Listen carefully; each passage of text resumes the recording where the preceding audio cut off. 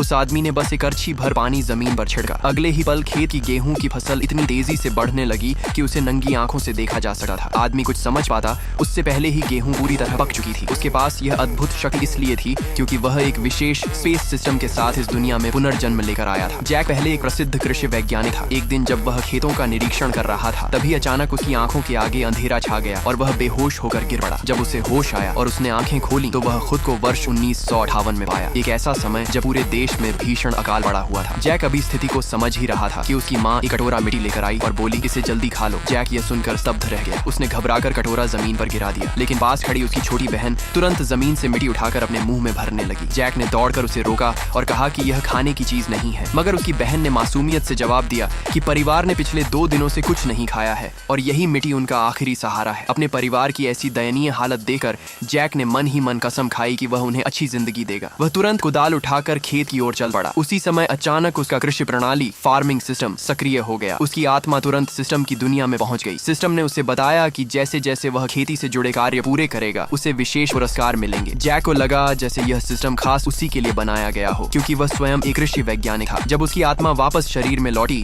तो उसने अपने पिता से उसे खेत दिखाने के लिए कहा। खेत पहुंचने पर उसके पिता ने बताया कि यही परिवार की एकमात्र जमीन है, लेकिन यहाँ तो एक भी खरपतवार नहीं होती। फसल उगना तो दूर की बात है। यह सुनकर जैक ने जमीन की थोड़ी मिट्टी उठाई और सूंघी। फिर उसने अपने पिता से थोड़ा पानी और एक कपड़ा लाने को कहा। हालांकि उसके पिता को कुछ समझ नहीं आया, फिर भी वे दोनों चीजें ले आए। जैक ने मिट्टी को पानी में मिलाकर अच्छी तरह घोला और फिर उस मिश्रण को कपड़े से छान दिया। जब मिट्टी अलग हो गई तो कपड़े पर सफेद क्रिस्टल जैसे कण दिखाई दिए। तभी उसे समझ आया कि यह जमीन अत्यधिक लवणीय, खारी और क्षारीय थी। ऐसी मिट्टी में सामान्य फसलें जीवित नहीं रह सकी थी। लेकिन जैक के दिमाग में तुरंत एक उपाय आ गया। उसने अपनी बहन से चूल्हे की लकड़ी की राख लाने को कहा। बहन कुछ ही देर में राख ले आई। जैक ने अपने कौशल से उस खारी मिट्टी का उपचार करना शुरू कर दिया। इसके बाद उसने अपनी माँ से घर जाकर बीज लाने को कहा और दावा किया कि 3 महीने बाद उनकी फसल तैयार हो जाएगी। लेकिन उसकी